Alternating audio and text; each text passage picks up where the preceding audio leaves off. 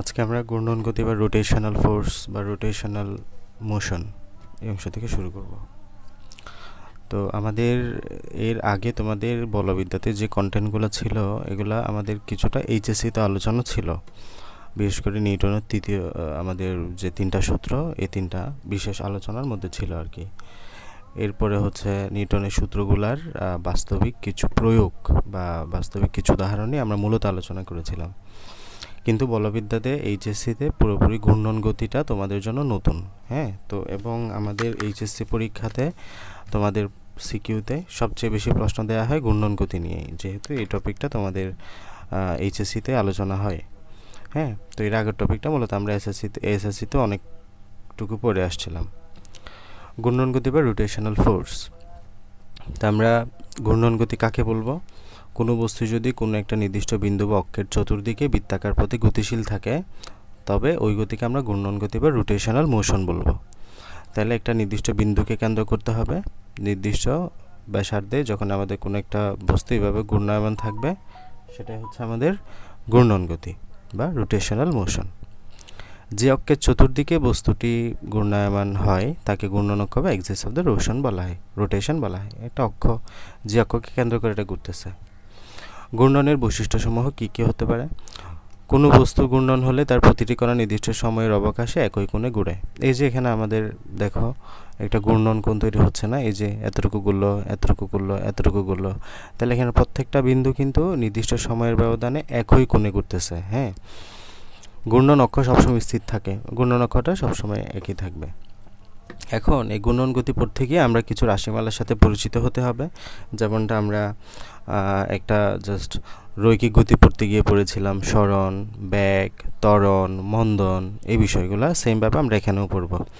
ওইখানে শুধু আমরা পড়েছি কৌণিক সরণ আর এখানে পড়বো আমরা কৌণিক সরণ, জাস্ট নামের আগে কৌণিক। ওইখানে আমরা পড়েছি বেগ, এখানে পড়বো কৌণিক বেগ। ওইখানে আমরা পড়ছি ত্বরণ, এখানে আমরা পড়বো কৌণিক ত্বরণ। ঠিক আছে, নামের আগে জাস্ট একটা কৌণিক শব্দ যুক্ত করবা। অ্যাঙ্গুলার ডিসপ্লেসমেন্ট, ঠিক আছে। খেয়াল করো, এই যে তুমি ধরো একটা রৈখিক গতি নিয়ে আলোচনা করতেছো, তাহলে তুমি একটা রাস্তা দিয়ে হাঁটছো, তুমি ছিলা এখানে, তুমি চলে আসছো এখানে, এটা হচ্ছে তোমার সরণ, নির্দিষ্ট দিকে। সরণ একটা ভেক্টর রাশি। সো আমি যদি নির্দিষ্ট দিকে বলি তুমি দক্ষিণ দিকে এতটুকু গিয়েছো, সুতরাং তোমার সরণ হচ্ছে এত, তাই না? 10 মিটার বা সামথিং যেটাই ধরো আর কি। এখন কণিক গতির ক্ষেত্রে বিষয়টা কেমন? কণিক গতির ক্ষেত্রে দেখো, এই যে ধরো তুমি এখান থেকে যাত্রা শুরু করলা, তুমি এখানে গিয়ে পৌঁছেছো। সো তোমার সরণ কতটুকু? কৌণিক সরণ, মানে কৌণিক বরাবরে তুমি কতটুকু দূরত্ব অতিক্রম করেছো? এই যে এতটুকু না, এই কোণটুকু তুমি অতিক্রম করেছো না, ছিলা এখানে বাট পৌঁছে গেছো এখানে, তার মানে কৌণিক বরাবর তোমার সরণ হচ্ছে থিটা। এখানে এটাই হচ্ছে কৌণিক সরণ, মানে কৌণিক বরাবর কতটুকু দূরত্ব তুমি অতিক্রম করতেছো। তাহলে সংজ্ঞা কি বলবা? বৃত্তীয় গতিতে সচল কণার ব্যাসার্ধ ভেক্টর কোন নির্দিষ্ট সময়ের অবকাশে মানে ব্যবধানে যে কোণে সরে যায়, এই যে এখানে যতটা কোণ সরে গেলা তাকে ওই সময়ের অবকাশে মানে ওই সময়ের সাপেক্ষে কৌণিক সরণ বলবা। তো আমরা তোমার কোথায় জানি, আমরা কোথায় পড়েছিলাম এটা? ত্রিকোণমিতিতে ত্রিকোণমিতিতে একটা সূত্র পড়েছিলাম, S is equal to R theta. এটা কি তোমার একটা বৃত্তাংশ না? এই অংশটা কি একটা বৃত্তাংশ তৈরি করেছে, তোমার বৃত্তাংশ তৈরি করলো, তাই না? এখন বৃত্তাংশের ক্ষেত্রে আমাদের যে এই বৃত্তকলার যে দৈর্ঘ্য, এটা হচ্ছে বৃত্তকলার দৈর্ঘ্য। তাহলে বৃত্তকলার দৈর্ঘ্য সমান কি? এস ইজ ইকুয়াল টু, এটাকে এস ধরবা না, আর এটা হচ্ছে যে আর মানে ব্যাসার্ধ। টিটা কোণ যদি অতিক্রম করে তাহলে এস ইজ ইকুয়াল টু আর টিটা, এরকম একটা সূত্র পড়েছিলাম, মনে আছে? ত্রিকোণমিতিতে আমরা পড়েছিলাম। তাহলে এখান থেকে তুমি যদি টিটাটাই পাশে নিয়ে আসো, টিটা ইজ ইকুয়াল টু কী হবে? এস বাই আর। তাহলে আমরা এখানে যদি টিটা বের করতে চাই, এই যে আমরা বৃত্তকলার সূত্র দিয়ে simply theta is equal to S by R বলতে পারবো। মানে তুমি এদিকে কতটুকু দূর অতিক্রম করলা, মানে এই পরিধির বরাবরে যতটুকু দূর অতিক্রম করছো ডিভাইডেড বাই আমার এটা হচ্ছে যে এস, ওটাকে তুমি যদি ব্যাসার্ধ দ্বারা সিম্পলি ভাগ করে দাও, তুমি কৌণিক সরণটা পেয়ে যাচ্ছ, টিটাটা পেয়ে যাচ্ছ। ঠিক আছে, theta is equal to S by আর।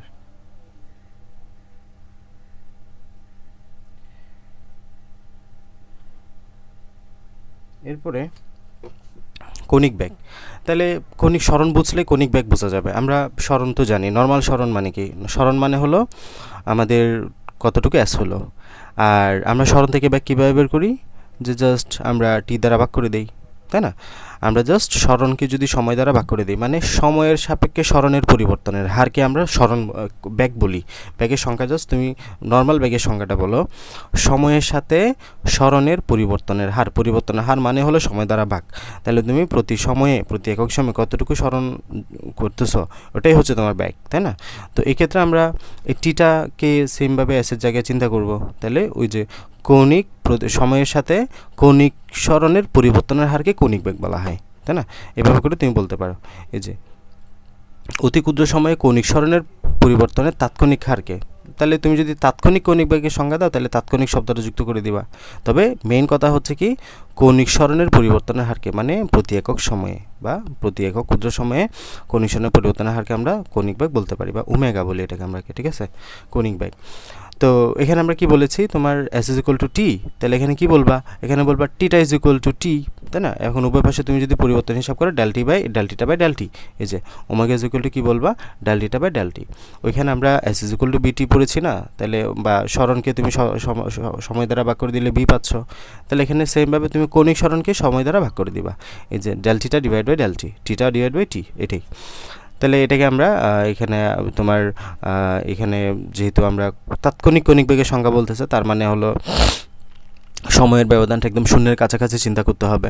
ক্ষুদ্র সময় মানে কি, মানে সময়টা খুবই কম, মানে খুবই কম সময়ে তুমি চিন্তা করতেছো, তাহলে tends to zero del T, মানে সময়ের ব্যবধানটা টেন্স টু জিরো, এই জন্য বলতেছি সময়ের ব্যবধান শূন্যের কাছাকাছি।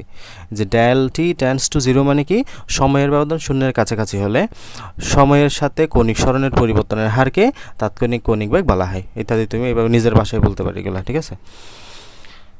কৌণিক সরণের কৌণিক বেগের মান স্থির থাকলে বৃত্তীয় গতিতে সমবৃত্তীয় গতি বলা হয়। মানে কৌণিক বেগের মান যদি স্থির থাকে, মানে আমাদের বেগের মান কোনো পরিবর্তন হচ্ছে না, মানে ত্বরণ হচ্ছে না, হ্যাঁ, সকল সময়ে তুমি বেগের মান একই পাচ্ছ, তাহলে এটাকে সমবৃত্তীয় গতি বলবা। যেমনটা আমরা বলেছিলাম কি সমবেগ, ওইখানে এটাই আর কি। তো ওইখানে আমরা কি পেয়েছি, এস ইজ ইকুয়াল টু বিটি পেয়েছি না, তাহলে এখানে টিটা ইজ ইকুয়াল টু কী পাবা, ওমেগা টি পাবা। এখানে বি এর জায়গায় ওমেগা বলবা, মানে এখানে বেগ, এখানে কৌণিক বেগ, এখানে এস, এখানে টিটা, তাই না? তাহলে omega is equal to W by T, theta by T, তাহলে theta is equal to omega T বলতে পারো।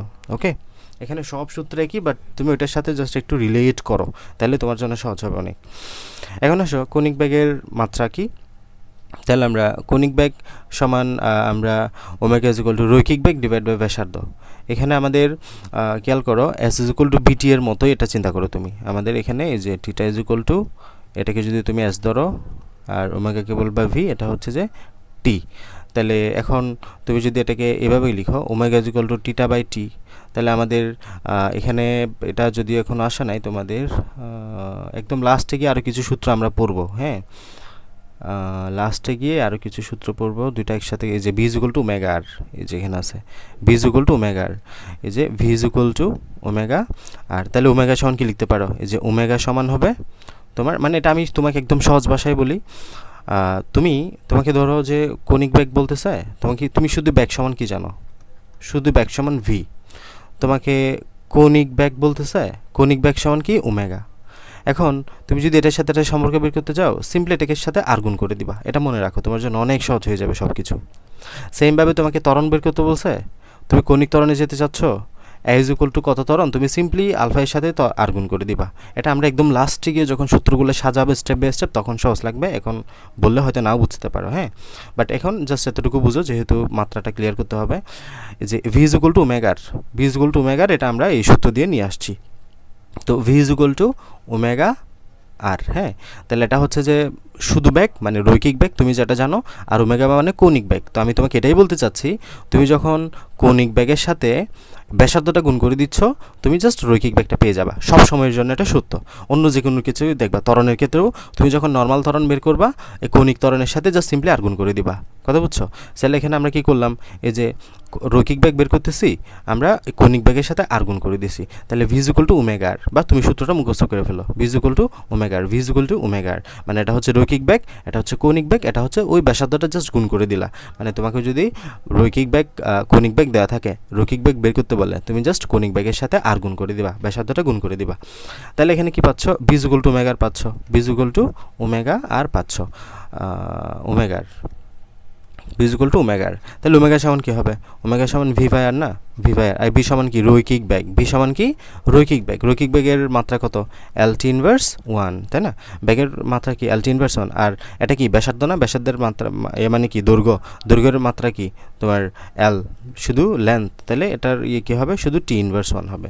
ওকে, কাটাকাটি যাবে, শুধু টি ইনভার্স 1 থাকবে। খেয়াল করো, এই যে কৌণিক বেগের মাত্রা হচ্ছে ওমেগা, এই যে থার্ড ব্র্যাকেট দ্বারা বোঝাইছে, এবং রৈখিক বেগ ডিভাইড বাই ব্যাসার্ধ। তাহলে এটা কীভাবে আসছে মূলত? এই যে V is equal to omega R, এবং ওমেগা সমান কী হবে? V by R. এই যে দেখো, ভি সমান হলো রৈখিক বেগ, এই যে রৈখিক বেগ ডিভাইড বাই ব্যাসার্ধ। তাহলে রৈখিক বেগের মাত্রা হচ্ছে এল টি ইনভার্স 1, আর ব্যাসার্ধ হচ্ছে শুধু এল। তাহলে টি ইনভার্স 1 থাকবে শুধু। বুঝছো? তাহলে কৌণিক বেগের মাত্রা গেল।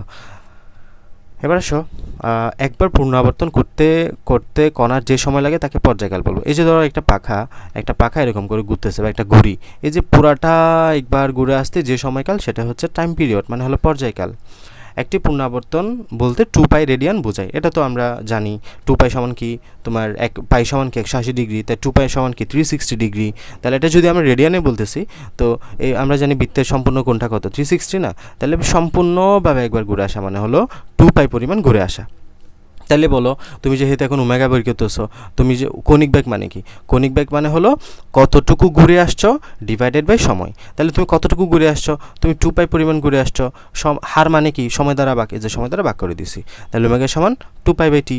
আমার প্রতিটা কথা ভালো মতো বোঝার চেষ্টা করিও, হ্যাঁ? তাহলে আমি কি করতেছি? আমি টোটাল, এই যে টোটাল সরণ টোটাল কতটুকু? আমরা S is equal to VT সূত্র জানি না? S is equal to VT, V is equal to S by T. তাহলে এখানে এস চিন্তা করো, এস সমান হচ্ছে আমরা কতটুকু দূরত্ব অতিক্রম করছো, এস সমান কতটুকু দূরত্ব অতিক্রম করছো। তাহলে দেখো এখানে তুমি কতটুকু দূরত্ব অতিক্রম করতেছো কৌণিক বেগের বেলায় আর কি। এই যে আমি এখান থেকে একদম এতটুকু দূরত্ব অতিক্রম করছি, তার মানে আমি এখান থেকে পুরাটা কৌণিক সরণ একদম কত? 2 পাই না? 2 পাই পরিমাণ দূরত্ব অতিক্রম করছি। এই জন্য এসের জায়গায় কত বসাবা? 2 পাই বসাবা।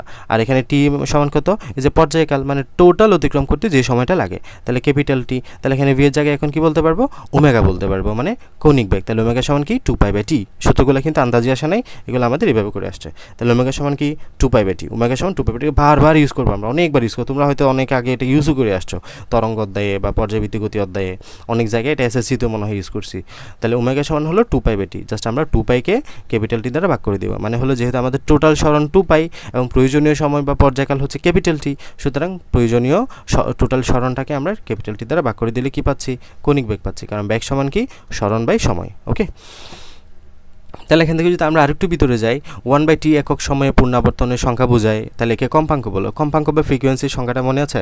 যে একটা তোমার পূর্ণ তরঙ্গ সম্পন্ন হতে যে সময়টা লাগে, তাই না?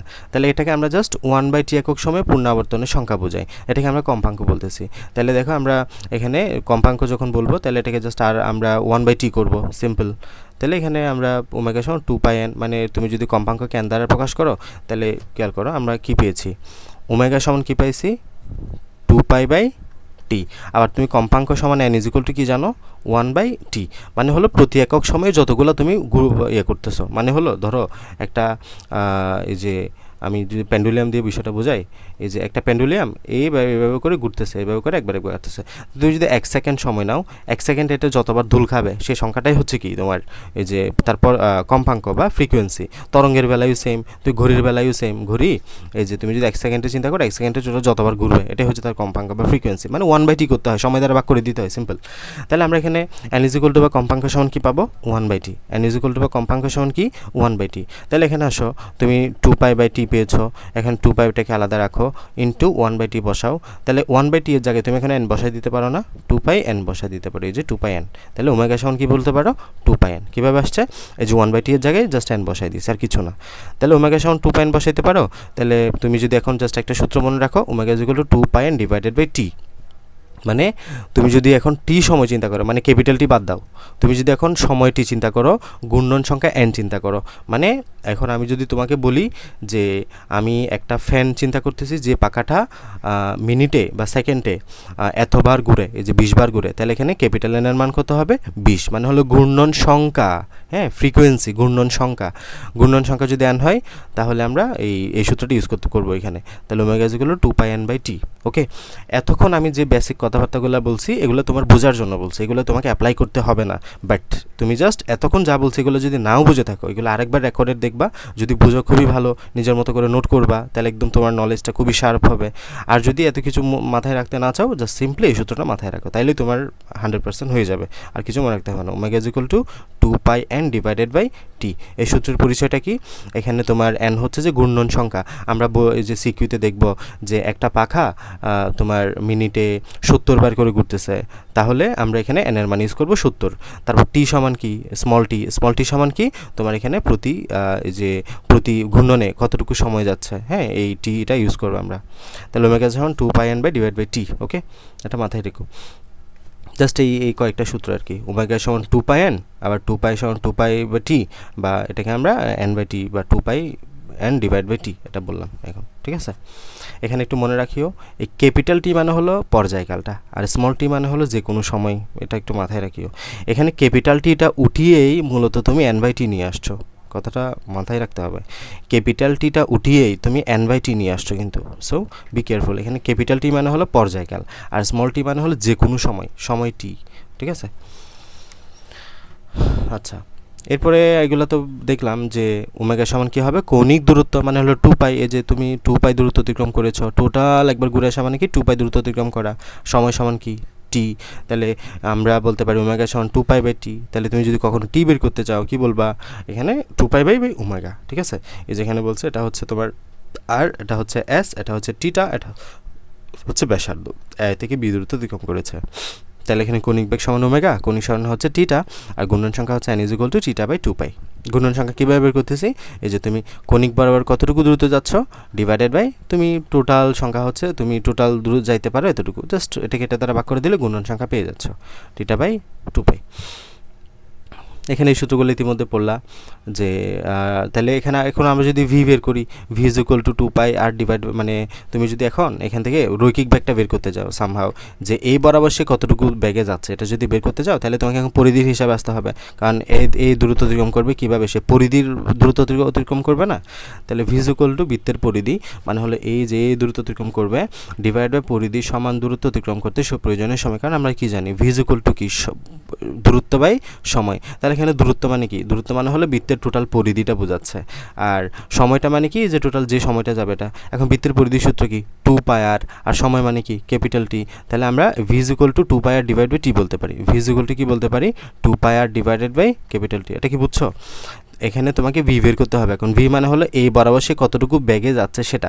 তুমি তো এতক্ষণ এই কৌণিক বেগ নিয়ে কাজ করতেছো, মানে হলো কৌণিক বরাবর যে সরণ সেটার সাথে সময়ের মানে একটা ইন্টারাকশন নিয়ে আসছো।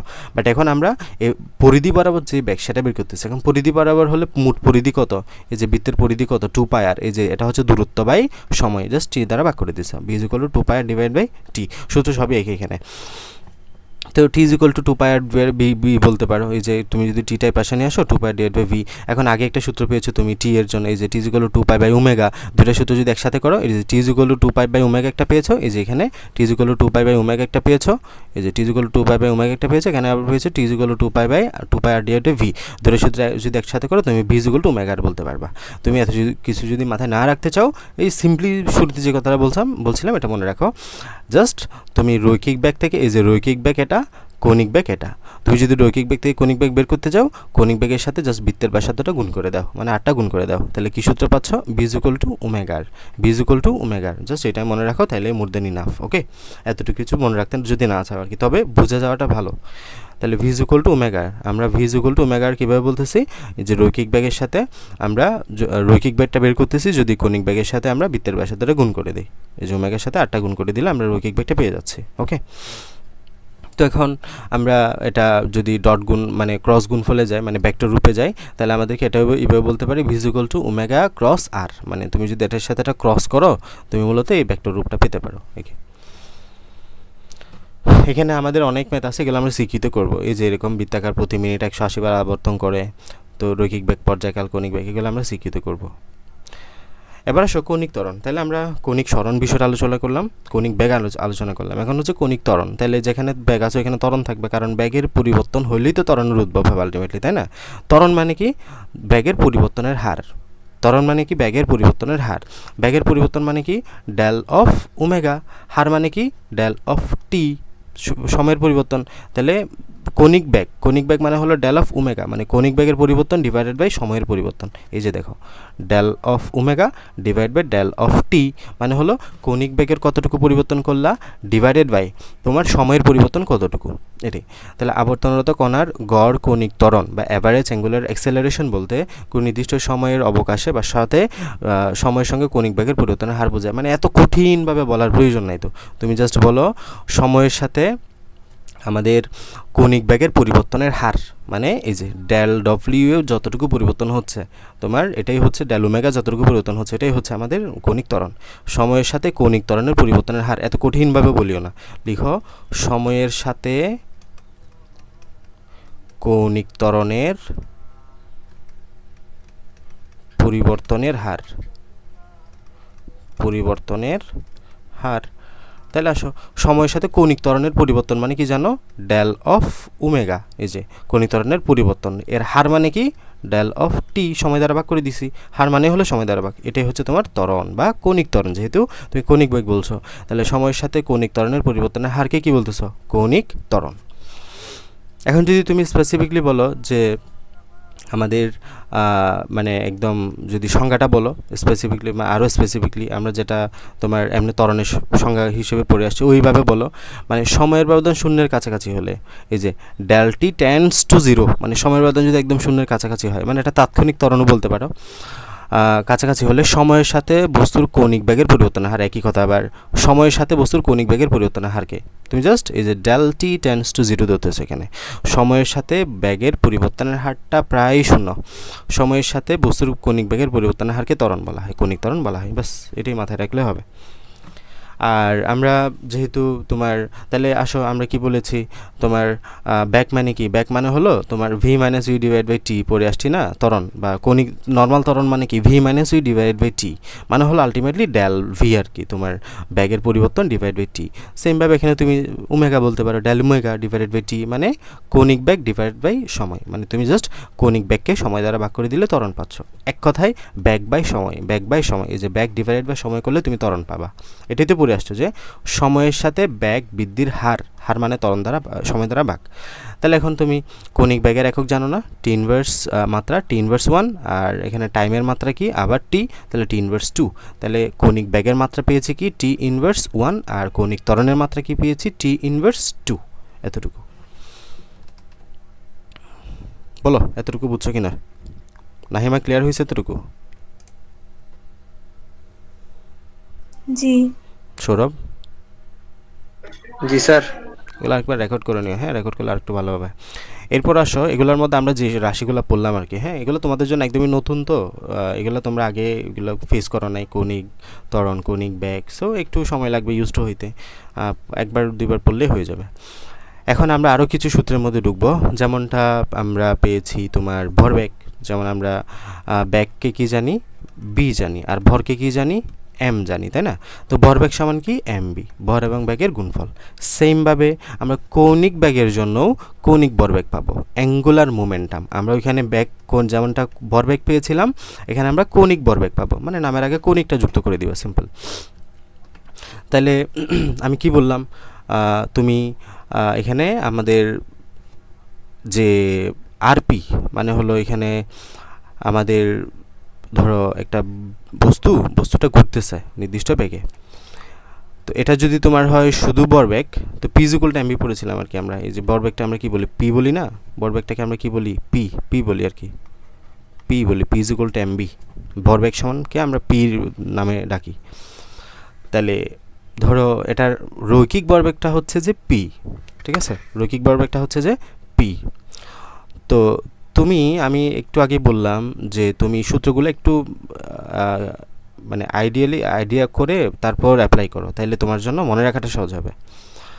তো তুমি যদি এখন কৌণিকটা বের করতে যাও, এলটা বের করতে যাও, সিম্পল তুমি ওইটার সাথে 8টা গুণ করে দিবা, ক্রস করে দিবা এক কথায়, ঠিক আছে? ওইখানে আমরা লাস্টে কিন্তু ক্রসই করেছিলাম।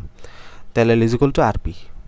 ওকে, তাহলে আমরা কি করলাম, আমরা রৈখিক ভরবেগের সাথে ওই যে আবার ব্যাসার্ধ একটু গুণ করে দিছি আর কি, আবার ব্যাসার্ধ ভেক্টর গুণ করে দিছি, রৈখিক ভরবেগের সাথে ব্যাসার্ধ ভেক্টর গুণ করে দিছি। তুমি যদি ভেক্টর গুণফল আকারে দেখাইতে চাও তাহলে এখানে তোমাকে ক্রস করতে হবে, কারণ এটা একটা ভেক্টর রাশি।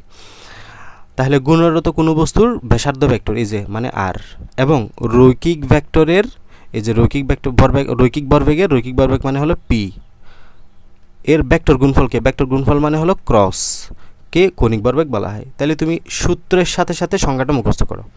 তুমি সূত্র কি পড়ছো? L is equal to RP বা L is equal to R cross P, তাই না? L is equal to RP পড়েছো না? মানে হলো এই যে ব্যাসার্ধ, আমরা রৈখিক ভরবেগের সাথে রৈখিক ভরবেগ যেটা ওই ভরবেগের সাথে আরটা মানে ব্যাসার্ধটা গুণ করে দিছি। তাহলে এখন বলো ব্যাসার্ধ ভেক্টর এই যে ব্যাসার্ধ ভেক্টর আর ও রৈখিক ভরবেগের এই যে পি ভরবেগের ভেক্টর গুণফলকে এই যে ক্রস কে কৌণিক ভরবেগ বলা হয়, এল বলা হয়। ঠিক আছে? তাহলে L is equal to RP, just এটা মনে রাখো, L is equal to RP, L is equal to RP, R cross P। এখন R ক্রস P মানে RP sin থিটা না? এটা তো আর কি বলতে হচ্ছে। তাহলে R ক্রস P মানে কি RP sin theta, RP sin theta, বাস এতটুকুই মনে রাখো। R cross P, L is equal to R cross P, কৌণিক ভরবেগের সূত্র হচ্ছে R ক্রস P। এগুলো একটু রিডিং দিও। মাত্রা তো বুঝতে পারতেছো যে তুমি যদি আর এবং পি করতেছো, তার মানে এখানে পি মানে কি ভরবেগ, তোমার ভরবেগ মানে কি এই যে ml টি ইনভার্স 1, আর এই এল মানে কি তোমার আরও একটা এল আসবে মানে দূরত্ব, তাহলে এল স্কোয়ার হয়ে যাবে এই যে ml স্কোয়ার টি ইনভার্স 2, টি ইনভার্স 1। এগুলো মুখস্থ করতে হয় না, তুমি একটু সূত্রগুলো মনে রাখলে মাত্রা একক সব জানা হয়ে যাবে, সংজ্ঞা। তাহলে এল এর মাত্রা কি ml স্কোয়ার টি ইনভার্স 2, আমাদের কৌণিক ভরবেগের মাত্রা ml স্কোয়ার টি ইনভার্স 2। আর এককটাও একই, একটা কীভাবে বের করবা? এই যে তুমি জানো যে L is equal two RP, তাহলে দেখো আমাদের ভরবেগের একক কি কেজি ms ইনভার্স 1, ভরবেগের একক হলো ভরবেগ, এই যে ভরবেগ কেজি ms ইনভার্স 1। আর এটা হচ্ছে যে দূরত্ব, তাহলে এটার একক কি মিটার স্কোয়ার, তাহলে মিটার স্কোয়ার বসাই দাও, kg metre square s inverse 1, এই যে kg metre square s inverse 1। তাহলে এগুলা বুঝে বুঝে মনে রাখাটা ভালো, এত কিছু মুখস্থ করতে পারবে না। এরপর আসো আমরা যদি এখন আবারও আরেকটা শিখি, তাহলে আমরা কৌণিক ভরবেগ এবং কৌণিক বেগের মধ্যে একটা সম্পর্ক শিখব। সেটা হচ্ছে L is equal to I omega. এগুলো আমরা যখন শিটে পড়বো, মানে আমার একটা শিট আছে ওই যে তোমাদেরকে দিছি না, ওই শিটের মধ্যে এগুলো যদি এখন বুঝে ফেলো, ওই শিটের মধ্যে ওখানে আরেকবার বোঝাবো সূত্রগুলো, তখন দেখবে যে সবগুলো রিলেট করতে পারতেছো সুন্দর, মানে বুঝে সো এখানে একবার জাস্ট দেখো L is equal to I omega, এটা একটু মনে রাখো, L is equal to I omega, L is equal to I omega. এখন এটা একটু মনে রাখার টেকনিকটা বলে দেই, তুমি তো জানো P is equal to mb, P is equal to mb একটা সূত্র জানো না? একটু আগে বললাম ভর এবং বেগের গুণফলকে ভরবেগ বলা হয়। এই যে P is equal to ভরবেগ, এটা হচ্ছে যে ভর, এটা হচ্ছে বেগ, ভরবেগের গুণফলকে ভরবেগ বলা হয়, P is equal to mb। এটা হচ্ছে যে রৈখিক গতিতে, এটা কোন গতি? রৈখিক গতি, যেগুলো আমরা 9 থেকে পড়ে আসছি। তোমরা এখন জাস্ট কি করবা, কৌণিক গতির ক্ষেত্রে বিষয়টা পড়বা, কৌণিক ভরবেগ। হ্যাঁ, কৌণিক ভরবেগ মানে কি এল, তাহলে পি এর জায়গায় কি বসাবা? এল বসাবা। আর আমরা জানি জড়তার ভ্রামক তোমাদেরকে পড়াইছি না, একটু পরে পড়বো, এটা মনে হয় এর দিয়ে পড়বো। তো আরেকটা বিষয় জানো, আমরা যেটা রৈখিক গতিকে যেটা ভর বলি, রৈখিক গতিকে যেটা ভর হিসেবে চিনি, কৌণিক গতিতে ওইটা হয়ে যায় জড়তার ভ্রামক আই। ঠিক আছে? রৈখিক গতিকে যেটা আমরা ভর হিসেবে চিনি, মনে রাখো, রৈখিক গতিকে যেটা আমরা ভর হিসেবে চিনি, কৌণিক গতিতে ওইটা হয়ে যাবে জড়তার ভ্রামক, মানে হলো আই। আর এখানে যেটা বি, ওটা হচ্ছে যে কৌণিক বেগ, মানে এখানে যেটা বেগ ওইখানে সেটা কৌণিক বেগ, তাহলে L is equal to I omega. তাহলে সূত্রগুলো কিন্তু একই, এখানে যেটা P is equal to mb পড়তেছো, এখানে পড়বে L is equal to I omega, গঠন একই, সূত্রের সবগুলো একই। ঠিক আছে? তাহলে P is equal to mb, এখানে পড়বে L is equal to I omega. এখানে P সমান হচ্ছে শুধু বেগ, ভরবেগ, এখানে হচ্ছে কৌণিক ভরবেগ। এখানে P is equal to m is equal to হচ্ছে যে ভর, এবং আমরা জানি কৌণিক গতিতে ভরকে আমরা জড়তার ভ্রামকের সাথে রিলেট করব। আর এটা হচ্ছে শুধু বেগ, এটা হচ্ছে কৌণিক বেগ, সিম্পল এটাই। তাহলে L is equal to I omega সূত্রটা আমাদের অনেক লাগবে। Okay, L is equal to I omega, L is equal to I omega. Okay, এখন এটা একটু আগে তো বললাম omega is equal to 2πn divided by t। কৌণিক ভরবেগের যদি সংজ্ঞাটা দাও, তাহলে এখন পড়ছো না L is equal to কি বলছো? L is equal to I omega. সংজ্ঞা তোমাকে মুখস্থ করতে হবে না, আবার বলতেছি সংজ্ঞা তুমি এতগুলো মুখস্থ করে কুলাইতে পারবে না, তুমি এখান থেকে দেখে বলো সংজ্ঞাটা কি বলতেছো। L is equal to I omega, L is equal to I omega. I মানে কি বললাম? I মানে হলো জড়তার ভ্রামক, এই যে ঘূর্ণনক্ষের সাপেক্ষে কোনো বস্তুর জড়তার ভ্রামক, এবং কৌণিক বেগের গুণফলকে কৌণিক ভরবেগ বলা হয়। এই যে এল বলা হয়। তাহলে কণিক ভরবেগের সংখ্যা কি বলবা?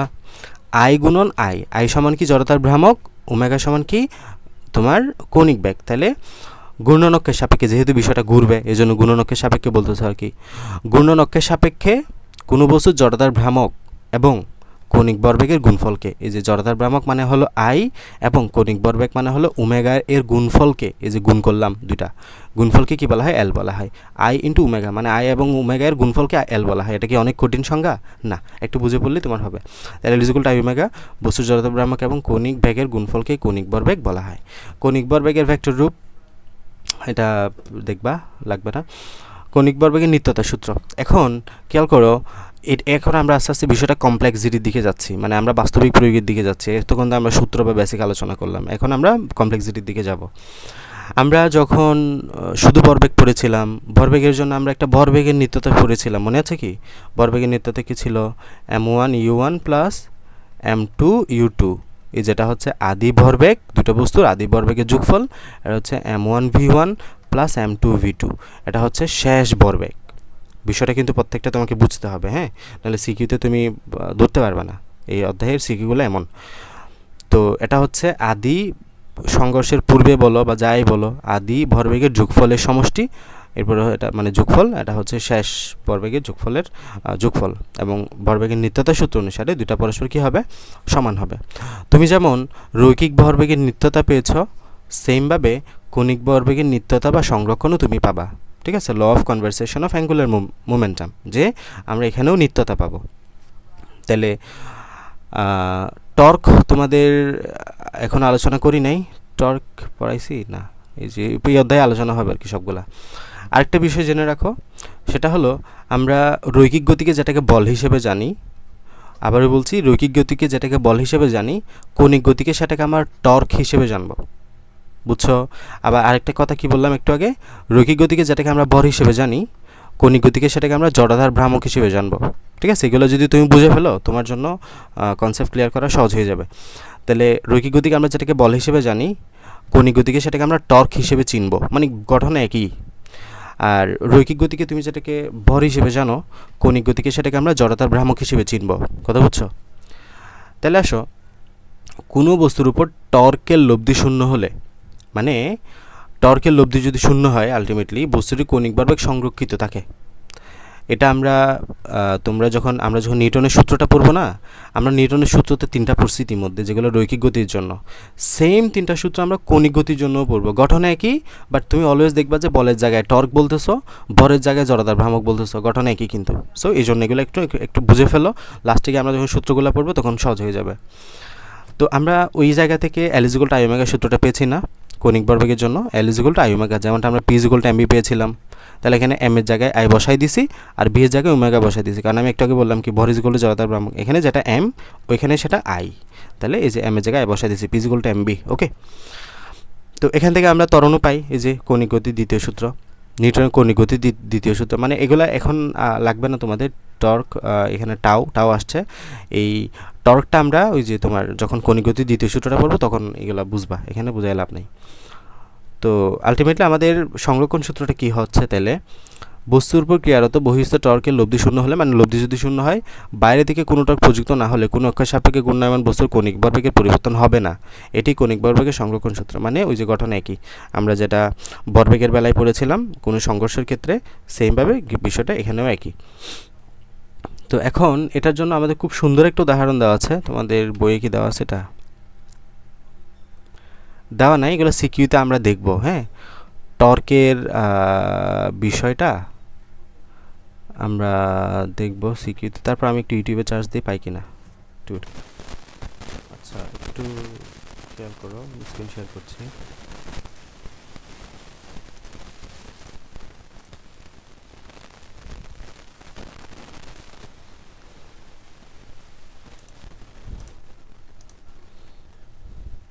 এখানে একটা মানুষ ঘুরবে, মানে ঘূর্ণন গতি তৈরি করবে, তাহলে কি কি হচ্ছে একটু খেয়াল করো। আমি মুখে বলতেছি, তোমরা বুঝবা ভিডিও দেখে। শুরুতে দেখো, We can demonstrate the conservation of angular momentum the same way a figure skater does by going into a tight spin. I'm not a very good skater, so I'll use this turntable and a pair of hammers. I'll hold them out at arm's উনি এখন length ঘূর্ণন গতি so I সম্পন্ন get করবে একটা nice large radius, and I'll set myself দেখো in উনি a কিন্তু slow ঘুরতেছে spin. হ্যাঁ I'm spinning around at ঘুরতেছে a constant speed, and then I draw the hammers close. এই যে দেখো যখনই উনি And I spin around হাতটা very ছোট করে ফেললো rapidly. তার ঘোরার As গতি soon as কিন্তু I বেড়ে move গেল them out, জাস্ট খেয়াল করো I slow down again. যখনই This হাতটা উনি turntable প্রসারিত করে রাখে তখনই ঘোড়ার ব্যাগ যত থাকে বাট যখনই হাতটা উনি সংকুচিত করে ফেলছে হাতটা উনি নিজের মধ্যে নিয়ে আসছে ইয়াটা আমরা যখন জড়তার ভ্রামক পড়বো তখন এগুলো আরেক স্পেসিফিক ক্লিয়ার হবে তো দেখো যখন হাতটা প্রসারিত অবস্থায় থাকে তখন যে ব্যাগ থাকে যখন হাতটা সংকুচিত করে ফেলতেছে তখন ব্যাগটা বেড়ে যাচ্ছে মনে হচ্ছে বেশি বেশি ঘুরতেছে মানে হলো তোমার ওই যে আরপিএমটা বেড়ে যাচ্ছে ঠিক আছে and a pair of hammers. I'll hold them out at arm's length so I get nice large radius, and I'll set myself in a slow spin. ঘুরতেছে I'm spinning around at a constant speed, and then I draw the hammers close. যে দেখো এখন ঘোড়ার ব্যাগটা বেড়ে গেছে আবার দেখো যখন প্রসারিত করবে আবার কমে যাবে এই যে কমে গেছে আবার যখন ইয়া হচ্ছে সংকুচিত করে ফেলছে ব্যাগটা বেড়ে যাচ্ছে হ্যাঁ এই যে আবার ব্যাগটা বেড়ে গেছে আবার কমে যাচ্ছে তো এটা কেন হচ্ছে ওই যে আমাদের ভরবেগের নিত্যতার সূত্র এখানে কণিক ভরবেগের নিত্যতার সূত্র মেনটেন করতে গিয়ে আমাদের ঘটনাটা ঘটতেছে ঠিক আছে এখানে সেমভাবে এটা চাকার জন্য বিষয়টা বলছে খেয়াল করো spinning of A while most probably এটা একটু দেখি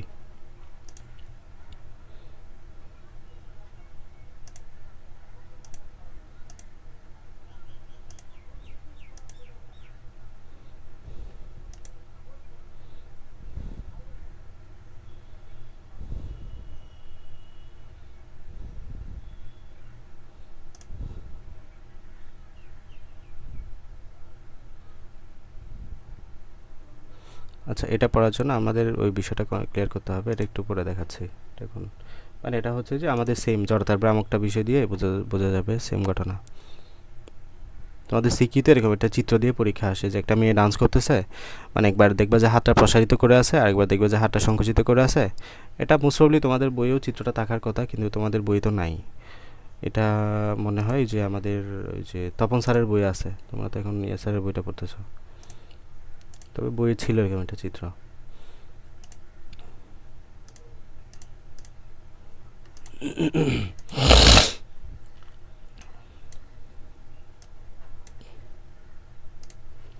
তাহলে কণিক ভরবেগের নিত্যতা হ্যাঁ এটা আমরা এখানে পড়লাম এই যে এখানে দেখাচ্ছে এটা